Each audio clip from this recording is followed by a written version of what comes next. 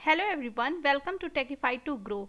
आज के इस वीडियो में मैं आपको बताने वाली हूँ कि हम एसक्यूएल की एक कंप्लीट सीरीज़ तैयार करने वाले हैं और ये उस सीरीज़ का पहला वीडियो है। आप इस वीडियो को पूरा देखिए अंत तक और आपको इस वीडियो में बहुत सारी इन्फॉर्मेशन मिलेगी और एक बोनस टिप भी आपको ज़रूर मिलेगी जो कि आपके इंटरव्यू में हेल्प करेगी और अगर आप इंडस्ट्री में काम कर रहे हैं तो उसमें भी आपको हेल्प करेगी। तो सबसे पहले आपके मन में आईटी वर्ल्ड आते ही एक वर्ड कॉमन जुड़ जाता है, वो है डेटा। सारा रोल डेटा का होता है और उसको हैंडल करने के लिए हमें डेटाबेस की ज़रूरत होती है और जब हम डेटाबेस से कम्युनिकेट करते हैं तो उसके लिए एक लैंग्वेज की यूज़ होती है। वो लैंग्वेज है आपकी स्ट्रक्चर्ड क्वेरी लैंग्वेज। सो आप समझ सकते हैं ना, जैसे कि मैं आपसे बात कर रही हूँ तो मैं हिंदी लैंग्वेज का यूज़ कर रही हूँ, कोई किसी से बात करता है तो उसके बीच में the way of medium is known as a language. तो जब हम डेटाबेस से बात करते हैं, उसको समझने की कोशिश करते हैं तो हम यूज़ करते हैं स्ट्रक्चर्ड क्वेरी लैंग्वेज का।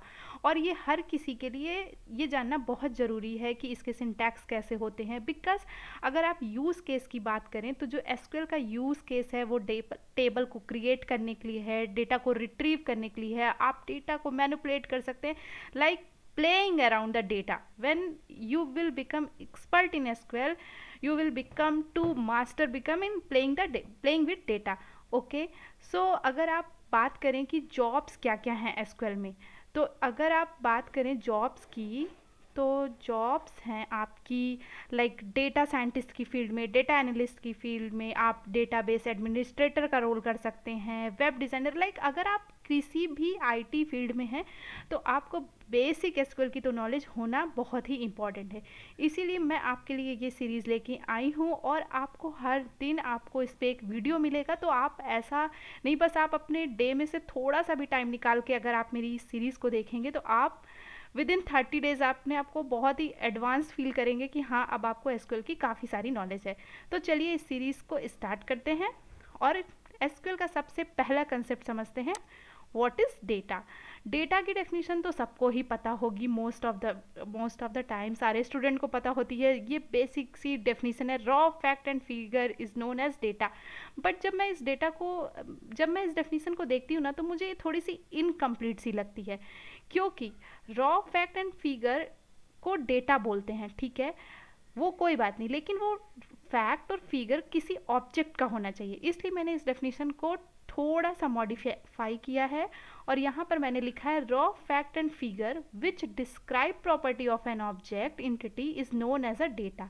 तो आपके लिए ये बहुत ही ज़्यादा सिंपल नोट्स होने वाले हैं, सिंपल एक्सप्लेनेशन होने वाला है कि अगर आप इस वीडियो को बस एक बार भी देखे हैं और आप से तुरंत कोई पूछेगा ना तो आप सारा आंसर दे लेंगे, क्योंकि ये बहुत ही ज़्यादा ईजी वर्ड है, कोई कॉम्प्लेक्सिटी नहीं है।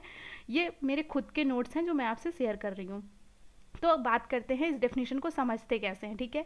तो जो यहाँ पर लिखा है कि जो रॉ फैक्ट और फिगर है जो कि किसी भी ऑब्जेक्ट या एंटिटी की प्रॉपर्टी को डिस्क्राइब करता है वो डेटा है। सपोज मैं एक गर्ल हूँ, मैं गर्ल हूँ तो मैं एक एंटिटी हो गई और मेरा जो कलर है वो मेरी प्रॉपर्टी हो गई।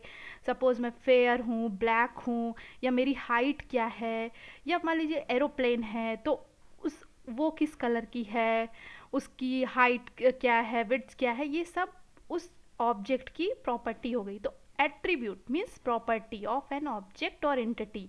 लाइक किसी भी एंटिटी ऑब्जेक्ट की अगर कोई प्रॉपर्टी है तो उसे एट्रीब्यूट कहते हैं। और एंटिटी क्या है आपका, एंटिटी रियल वर्ल्ड थिंग है। रियल वर्ल्ड थिंग मीन्स जो कि जिसकी कुछ एग्जिस्टेंस होनी चाहिए, which has its existence. Like मेरी एग्जिस्टेंस है, आपकी एग्जिस्टेंस है, जिस माइक से मैं बोल रही हूँ इसकी एग्जिस्टेंस है, मेरे सामने लैपटॉप है, बहुत सारी चीज़ें आपके पास हैं। जो भी ऑब्जेक्ट है, जो भी चीज़ें हैं वो आपकी एंटिटी है और उस एंटिटी की अगर कोई प्रॉपर्टी है तो वो एट्रीब्यूट है। सिंपल डिफिनीशन हो गई ना। फिर तो raw fact and figure which describe property of an object entity is known as a data.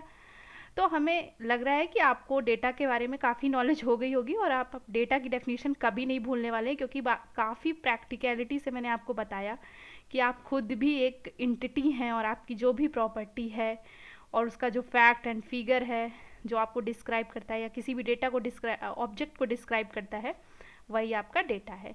That's all. अब चलते हैं नेक्स्ट पॉइंट पे, व्हाट इज़ डेटाबेस, ठीक है।